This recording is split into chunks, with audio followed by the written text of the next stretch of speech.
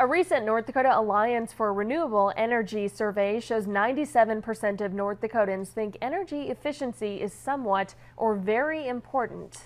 More than 70% of responders think the state should help provide money to support renewable energy and efficiency. Until it does, though, the responsibility falls to the private sector. Mike Shosey and Tom Palaniuk introduce us to a man whose ideas are transforming one of the biggest healthcare facilities in the state. When Doug Johanson asked to take us to his penthouse, we didn't know what to think. This is back in the penthouse. But then, we didn't know Doug Johanson. Here's another technology, right here. His penthouse is filled with hoses and gadgets and gizmos. And at first glance, you'd think they're a lot like the ones you'd see anywhere else. But they're not. This is the same material that you have in your milk jugs. Not by a mile. This guy is my snow melt outside. 23 miles of pipe below ground connect the geothermal units. Combined with many other energy efficiency ideas, make this building one of a kind in the state. You get 100% fresh air all the time. It's cheap, and nothing goes to waste.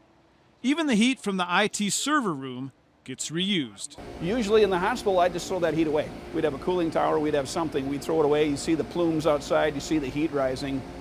What a waste. Because there's no waste, it takes less to run the equipment.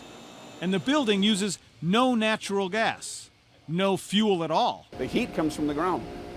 I cool by rejecting heat back to the ground. So all summer long, we're sending heat back to the ground, and I use that in the fall and in the winter. Just today, Johanson switched to a new system that will drop costs from $15,000 a month to $500. And all he did was find a way to tell his pumps that they don't have to be running at full power all the time. Every year I get a letter from MDU that says we're one of the top 10 customers for them for energy usage for electricity. My goal is to get off that list. To reach his goal, he'll have to make improvements in other places too. That crane is helping wrap up one project. It will basically create the same air recycling system in parts of the older buildings at St. Alexis. I got better comfort, better airflow, far less energy. That's the point. And Johanson has mastered it. Even the elevators run like hybrid cars. They use the energy to stop to get them going again.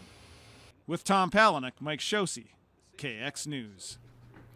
Johanson may be the mad scientist of energy efficiency. He actually brought some of the technology used at St. A's from home. He says his house has used geothermal technology since 1999.